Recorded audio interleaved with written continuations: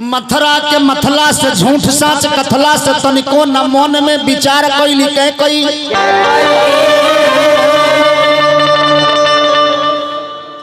चूड़िया पर फोड़ दिहली लौट छी चराई दिहली तिरिया चरित्र बेसुमार कैली कह कोई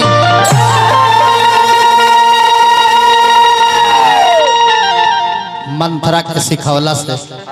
तनिको और कम कर के कई खिसिया के कूप भवन में जाके पागल के भेष बना के सुतल बाड़ी। राजा दशरथ सोचता नहीं कि ये शुभ मुहूर्त में रानी के कई लौकत नहीं की खोजत खोजत कूप भवन में जाता नहीं देखता नहीं कि रानी के दशा।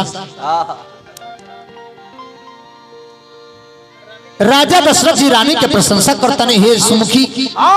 हे मृगनयनी हे कोमल बहनी आज इस शुभ मुहूर्त में कौन सी आफत आन पड़ी है जो तुमने ऐसा भेष बना रखा है। पूछा था नहीं राजा दशरथ जी की रानी आज खानी खुशी के दिन हमने खाती कौनो नहीं खाए ना ना राम राजा बने वाला बड़े सब कोई खुश बा आ तू काहे मुंह फूलौले बाड़ू काहे खिसियाज बाड़ू बोल तारा का चाही अरे बोल काहे तब बोल काहे फूलौले बाड़ू गाल रनिया हो बोल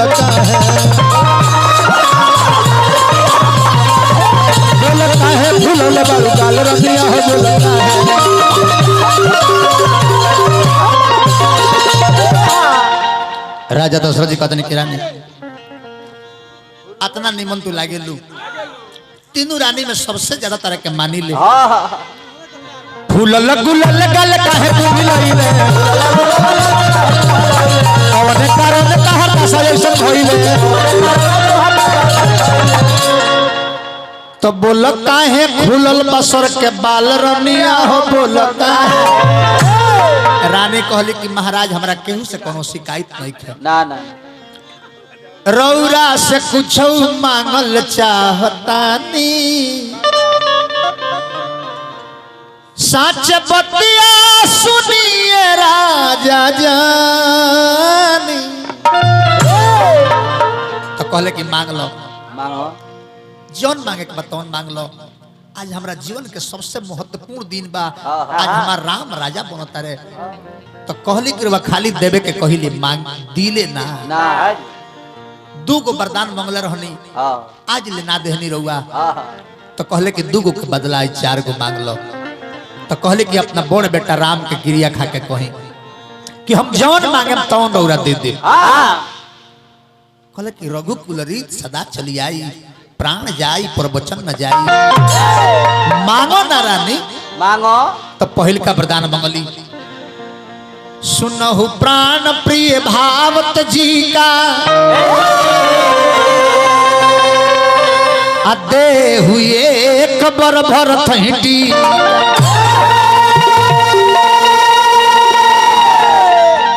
कहली कि पहल का वरदान में हमरा भरत के राजा बना दी हाला मत करी सब हंस के कहले कि तारा बेटा भरत के राजा बनाओ तने बोला दूसर का वरदान का मांगो तारू तो तीसर पर मांगो कर जोरी अपूर्व नाथ मनोरथ मोरी तापस भेष विशेष उदासी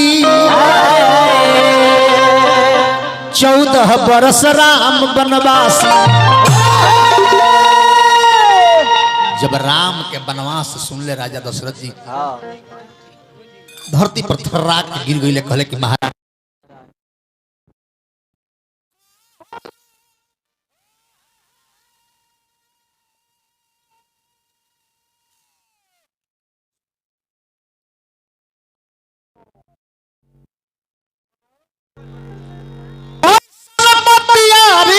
सुन के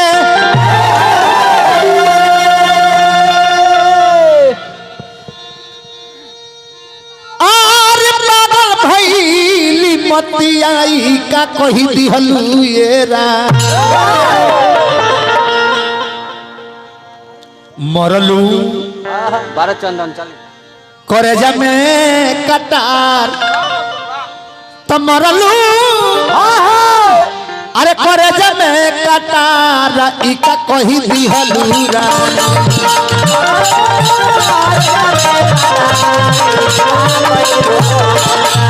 मरलू रे जमे कटारा इका कही दिहलूरा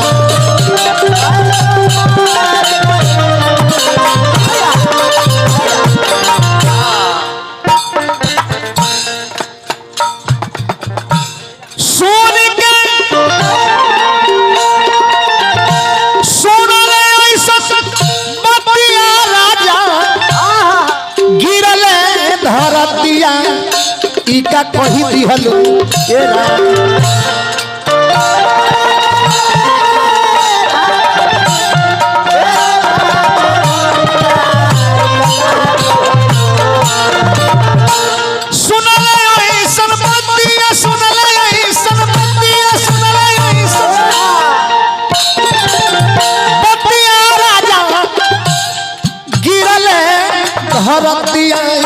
का कही दिहलू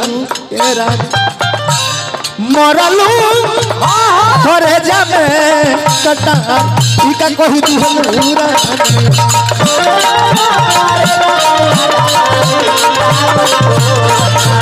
मरलू थोड़े जामे कटा इका कही दिहलू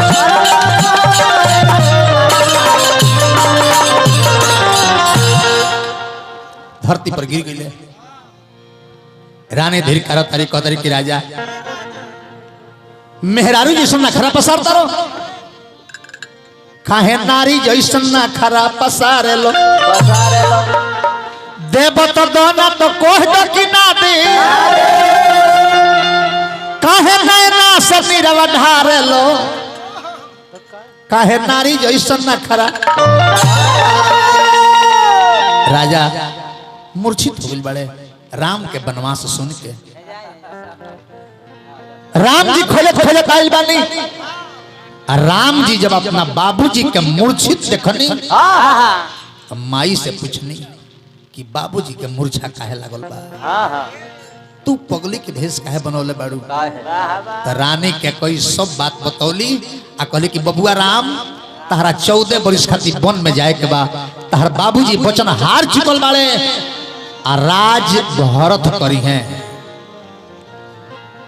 राम जी कौशल्या जी के लगे जाता नहीं आ कौशल्या जी आरती के थाली लेके आरती उतारे आओ तारी भगवान राम कहने की माई हमरा के आज्ञा दो बाबूजी हमरा के 14 वर्ष खातिर वन में जाए के कहले बानी भरत राजा बनी है अयोध्या के अब भरत के आरती उतरी है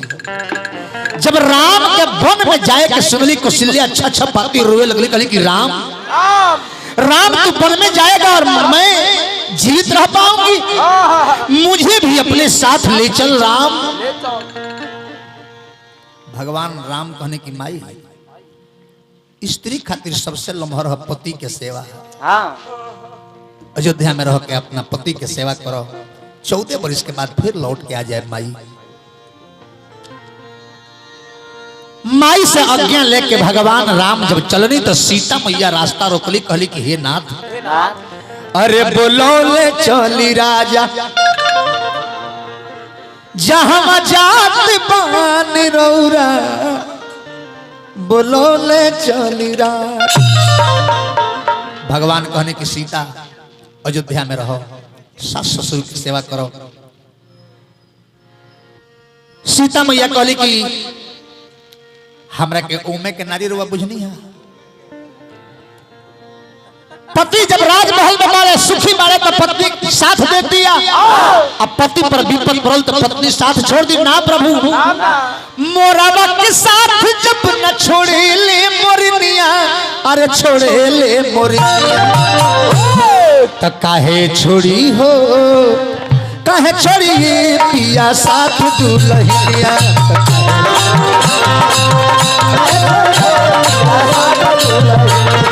काहे छोड़ी हो काहे छोड़ी पिया साथ दुल्हनिया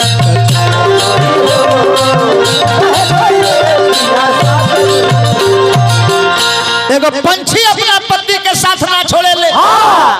तो हम तो आदमी हैं। रउरा से कहतानी बात मोरे मानी, शिवाजी के साथ नहीं छोड़ेली भवानी।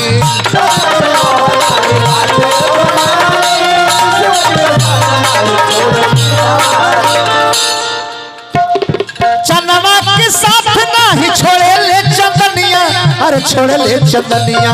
काहे छोड़ी हो, काहे छोड़ी पिया साथ दुल्हनिया।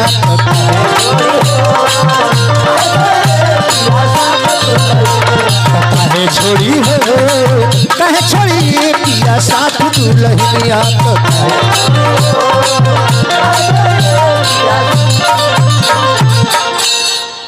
सीता मैया के संगे ले आगे बढ़नी तो लक्ष्मण जी रास्ता रोकले, कहले कि भैया रउरा अयोध्या में ना रहे तो हमनी के कहे रहे संग ही हम हूँ चले रउरा बिना अरे दोसर के हम। लक्ष्मण जी के माई सुमित्रा जी आज्ञा दिले बाड़ी, राम सीता लक्ष्मण राजा दशरथ जी के लगे पहुंचल बालो। कूप भवन में जब राजा दशरथ जी देखनी 3 व्यक्ति के तरवे लगनी, कहनी कि राम हम तो खाली तहरा के 14 बरिस खातिर वनवास देले बानी। लक्ष्मण कहाँ जाता रहे, सीता कहाँ जाता रही। सीता मैया कही कि पिताश्री जैसे पानी के बिना मछली जीवित ना रह सकेले, उसे सीता राम के बिना जीवित ना रह।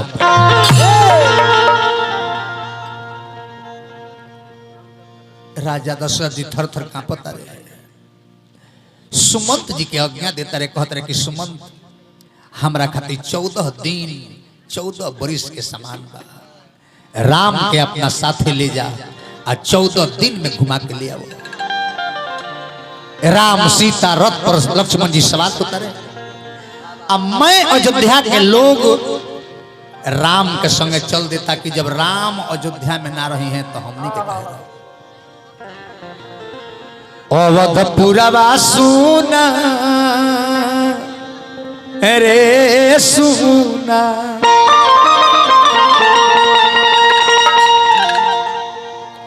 अवधपुरवा सुना सुना हर लागिया राम के बिना। किया हमारे रामा साधा का पहला नैना धार हुए।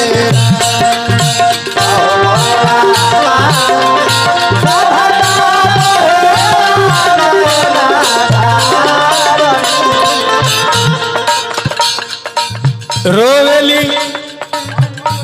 अवध के चिड़ैया चिड़ैया चिड़ैया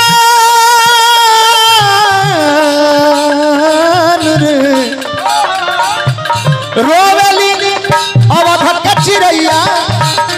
रोवे बाछा बाछी औरी गई।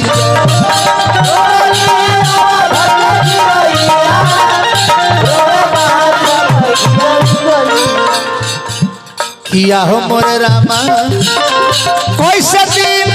कटी है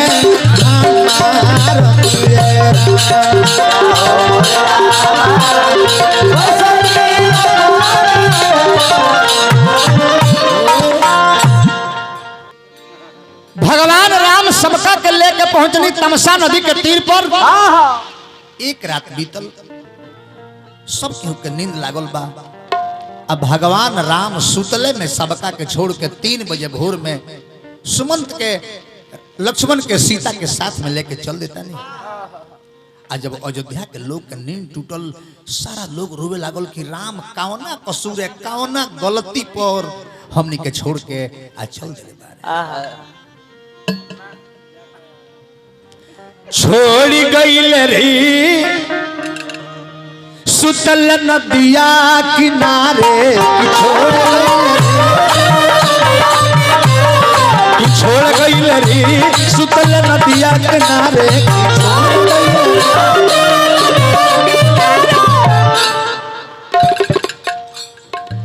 नींद जब टूटा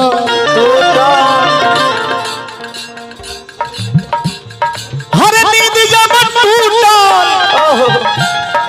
नींद जब टूटल लोग नयन नीर धारे कि छोड़ गईले रे सुतल नदिया किनारे कि छोड़ गईले रे सुतल नदिया किनारे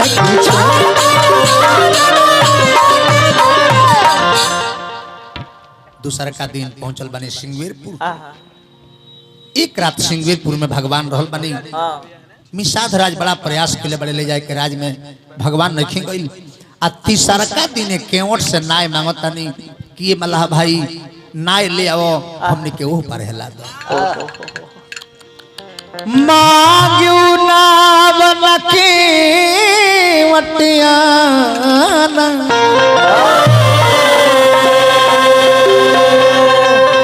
कहीं तुम्हारा मरम मैं जा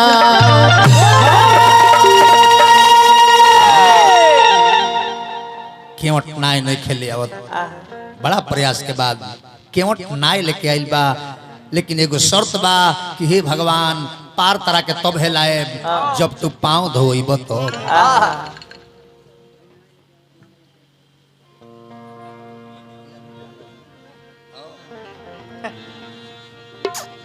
ले लो दूसरा गीत ले लो। कहता कि हे भगवान मन बिनती हमारी इनकार जन करी हे मालिक ओ पर जाए के बा तो हमारे गौरजी बस स्वीकार करे मन बिनती हमारी इनकार जन करी तरौरा पौआ धोवाली हम जारी जन करी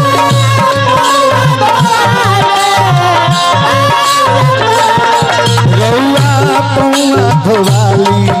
हम जारी जन करी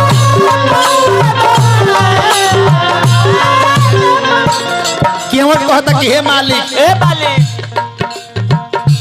हम और प्रेस है और प्रेस चरण रज के जानी ले माया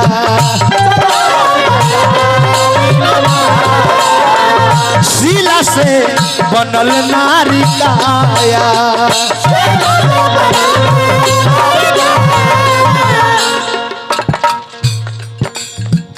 इहे काठ के नाई जिए के सहारा इहे काठ के नाई जिए के सहारा हो करीना हमारा परदाया हमार जानी की तबाही रोजगारी जन करी हमार जानी की तबाही रोजगारी जन करी रउआ पौआ धोवाली हम जारी जन करी रउआ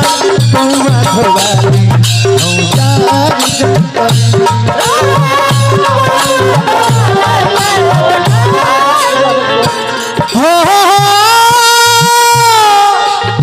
बदल रहे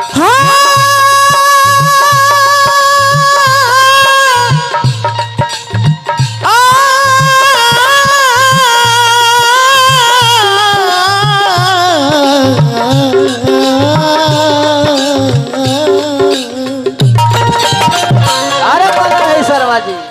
केवट कहता कि हे मालिक और प्यार से कहता कि हे मालिक अगर नाय बन जाई नारी जनाना घरे दी गारी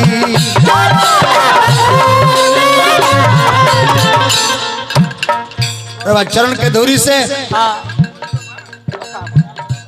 एगो पत्थर नारी बन गई तो हमारे काठ के नाई तो बड़ा कोमल बा, ई नारी बन जाई तो हमें कहीं को नारी के खर्चा चलावे में परेशान बानी। अब दोसर मेहरारू लेके जाए तो हमारे मेहरारू हमरा के का कही, अगर नाय बन जाई नारी जनाना धरे दी गारी,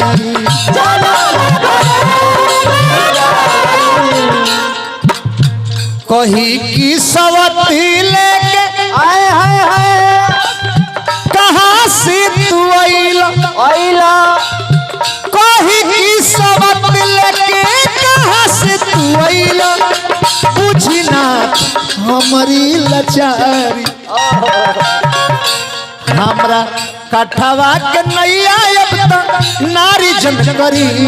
हमारा कठवा के नैया अब तक नारी जन करी, रउआ पौआ धोवाई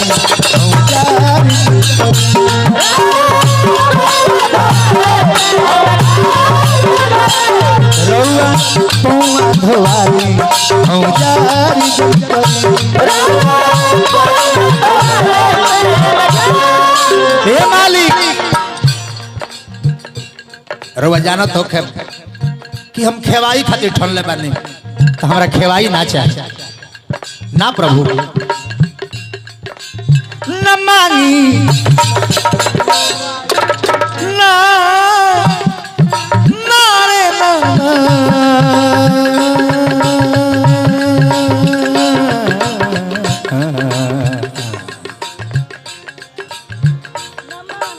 न मांगी ले हम कुछ खिलाई,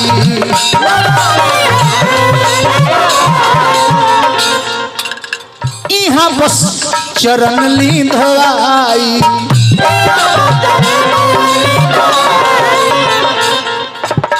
हमरा खेवाई ना चाहिए,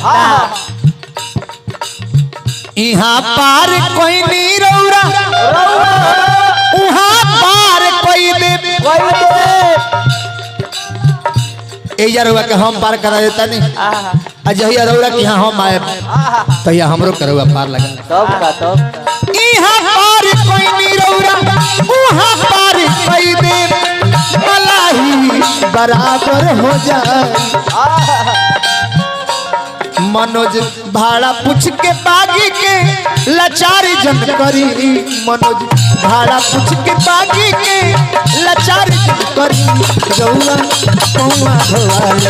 औजारी जन करी,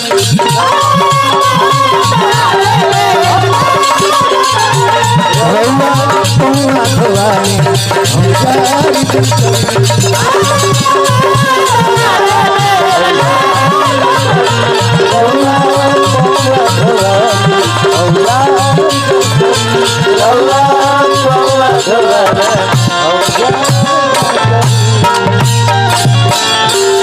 भगवान राम पांव धोले बनी,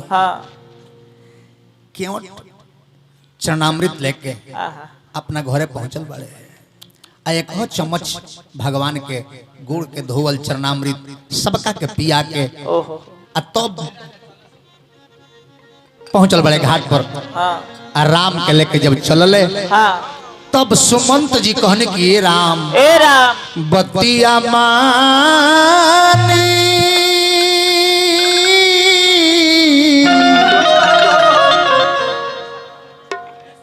बतिया मानी है सरकार, रौरा जग के हम ही करतार, एगो बिनती सुनी हमार हो, कल की राउर बाबूजी कहले बानी 14 दिन में आवे, रोवत होई है राजा दशरथ औरी कौशल्या महतारी, हो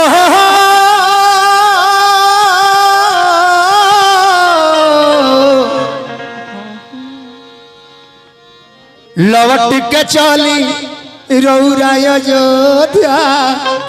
रोवत होई नर नारी, बतिया कहिले कर जोर तनी मानी अरजिया मोर, हमारा मनवा की जन करी थोर। लेकिन भगवान अनेकों प्रकार से समझा के सुमंत जी के वापस भेजता नहीं। आ सुमंत जी जब अयोध्या में पहुंचल बारे, राजा दशरथ जी के पता चलल कि सुमंत आ गईले। राजा दशरथ जी उठ के बैठ गई नहीं। आ सुमंत सामने पड़ले, पूछे लगने कि सुमंत सुमंत बाबू राम कहाँ बाड़े, राम कैसन बाड़े, राम सही सलामत लौट तो अइले, राम के बुलावो, राम के दिखावो, राम के देखला बिना हमार आंख व्याकुल हो रहल बा। सुमंत जी कहले कि राम लौट के ना अइले हैं। जब राम के ना आई सुनले राजा दशरथ जी, तब पुत्र के वियोग बर्दाश्त ना भइल, गिर गईले राजा दशरथ जी। आ तीनों रानी से बतौले कि रानी जवानी में जब श्रवण कुमार के हम मरले रहनी, तो श्रवण कुमार के माई बाबूजी हमरा के श्राप दिहल कि राजा आज बुढ़ापा के सहारा छीन लिहलो, लेकिन एगो समय आई कि बेटा के रहते तू बेटा के वियोग में तड़प तड़प के मर जेबा। राजा दशरथ तड़प तड़प के मर जेबा। रानी आज बुझाता कि वो दिन आ गई।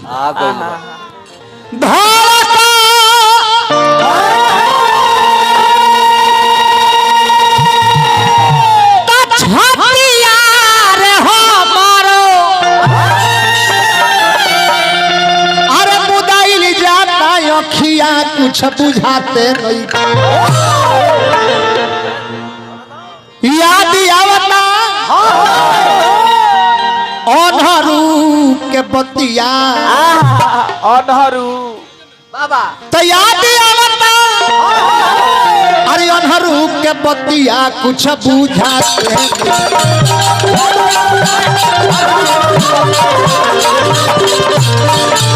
याद आवता अनहरू के बतिया कुछ बुझाते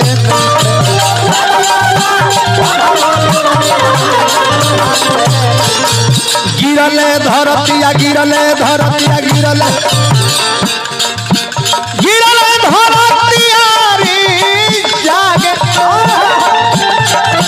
धड़कत छतिया कुछ बुझाते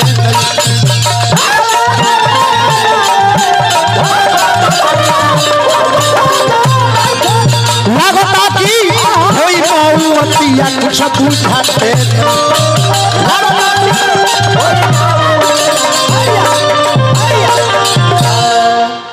धरती पर गिर गई। गोस्वामी जी लिखने की राम राम कही राम कही राम राम कही राम तन परि हरि रघुबर बिरह राव गए सुरधाम। राजा दशरथ जी के मुख से आवाज आई राम राम राम राम राम राम। राजा दशरथ जी के प्राण पखेरु उड़ गए। जैसे आज जयमंगल बाबू 19 जनवरी 2022 के ये दुनिया के अलविदा कह गए, ये दुनिया के प्रणाम कह के पूरा संसार के त्याग दिहने। वही तरह राजा दशरथ जी एक दिन सारा दुनिया के त्याग दिहने। राजा दशरथ जी ममहर से भरत जी के बुला के राजा दशरथ जी के अंतिम क्रिया करावर गइल। जब से हमनियों के अंतिम क्रिया श्राद्ध करी ले, श्राद्ध क्रिया